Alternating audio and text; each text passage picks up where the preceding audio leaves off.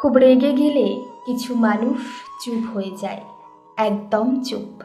ঝগড়া করে না, চিৎকারও করে না।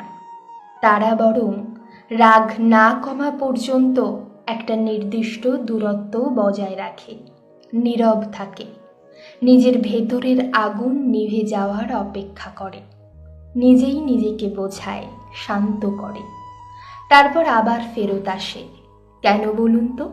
কারণ এই মানুষগুলো বোঝে তাদের রাগের মাথায় বলে দেওয়া কিছু কথা অন্য মানুষটাকে কতটা আঘাত করতে পারে। তারা বোঝে সেই আঘাত বুকে নিয়ে বেড়ানোর কষ্টটা কি। তারা জানে শুধুমাত্র কথা আর ব্যবহার দিয়ে কিরকম মারাত্মকভাবে ট্রমা দেওয়া যায় মানুষকে, সম্পর্ক ভেঙে দেওয়া যায়। তারা জানে ভেঙে যাওয়া জিনিসকে হাজার সরি বলেও সে জিনিস আর জোড়া যায় না। রাগের মাথাতে সেন্সিবল থাকা, অন্য মানুষটার খারাপ লাগার কথা ভাবা, তার প্রতি অনুভূতিশীল থাকা সহজ কথা নয়। যারা পারে তারা জানে কি ভীষণ কঠিন কাজ এটা।